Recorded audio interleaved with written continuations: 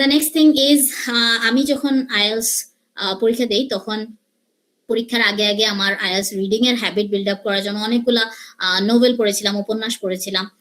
তার মধ্যে একটা ছিল পানিশড বাই হিজ লাভ, এবং এটা থেকে আমি প্রচুর নতুন ভোকাবুলারি শিখেছি এবং আমার কম্প্রিহেনশন স্কিলটা অনেক বুস্ট করেছে, কারণ ব্যাপারগুলো ছিল রিয়েল লাইফ রিলেটেড অ্যান্ড সেখানে ফিলিংসটা এক্সপ্রেস করা হয়েছিল অনেক সুন্দর করে, যার কারণে দেখা গেছে যে আমি মানে ওই বইটা পড়ার মধ্য দিয়ে অনেকগুলা ভোকাবুলারি, নতুন ভোকাবুলারি শিখেছিলাম, যেগুলো আমার এক্সামে এসেছিল, এক্সামে আমাকে হেল্প করেছে, যেহেতু রিয়েল লাইফ রিলেটেড এবং প্যাসেজগুলো সাধারণত এরকমই একটা রেঞ্জ থাকে একাডেমিক ভোকাবুলারির, সেখান থেকে এসেছিল।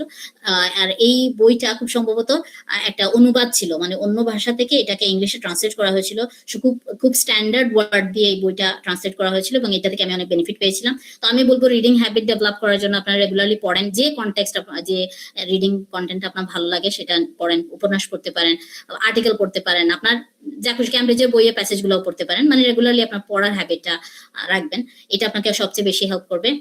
প্রতিদিন প্র্যাকটিস করার যে মেন্টালিটি বললাম, টানা 20 দিনের আপনার একটা এক্সাম কন্ডিশনে প্র্যাকটিস করার বিষয়টা মাথায় রাখতে হবে। ভোকাবুলারি বিল্ডিং এর জন্য যখনই কোনো নতুন শব্দ শিখবেন সেটাকে আপনি ইউজ করবেন, কনভারসেশনের মধ্যে হোক, রাইটিং এর মধ্যে হোক, ইউজ করে আপনি সেটাকে অ্যাক্টিভেট করবেন।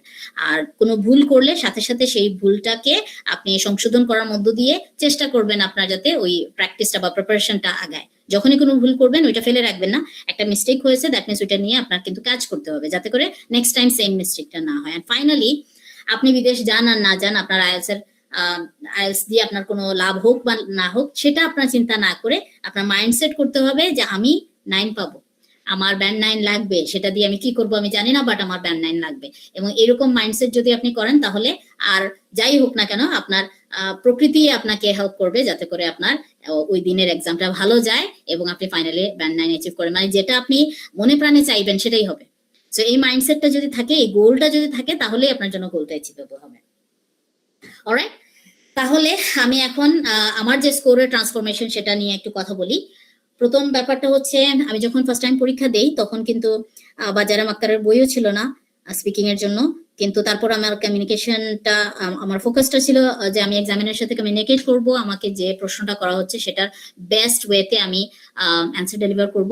তো আমার স্পিকিং এর স্কোরটা 8 ছিল, রিডিং এ আমার 7 ছিল, দ্যাট মিনস আমার 40টার মধ্যে 30টা কারেক্ট হয়েছিল, বাকি দুটার স্কোর দেখতে পাচ্ছেন। পরের বার যখন আমি পরীক্ষা দেই, এটা যখন ভ্যালিডিটি চলে যায়, পরের বার যখন আমি পরীক্ষা দেই তখন আমার রিডিং এর স্কোর ছিল 9, এবং বাকিগুলা সামহাও কিছু ইমপ্রুভ হয়েছে, কিছু ডিক্রিজ হয়েছে।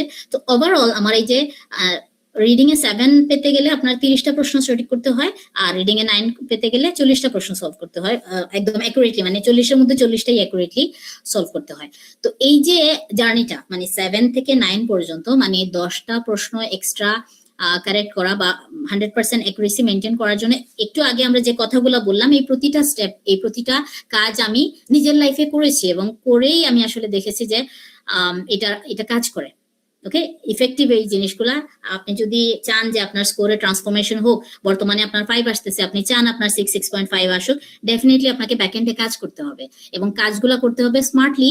যে সিস্টেমগুলা বা যে টেকনিকগুলা অন্যদেরকে হেল্প করেছে, অন্যরা বেনিফিটেড হয়েছেন, সেইগুলো আপনি প্রথমে ট্রাই করে আপনি দেখেন আপনার জন্য সেটা সুইটেবল কিনা, এবং তারপরেই আপনি এক্সামের জন্য বসবেন। মানে একটার পর একটা এক্সামে না বসে আপনার ট্রাই করতে হবে যে মডিউলে খারাপ আসছে বা যে মডিউলের স্কোর আপনি বুস্ট করতে পারছেন না, সেটা কিভাবে আপনি ইয়ে করবেন, বাড়াবেন, সেটার জন্য আপনার কি কি টেকনিক ফলো করা দরকার, এটা আপনাকে একটু ভালো মতো দেখতে হবে। অ্যান্ড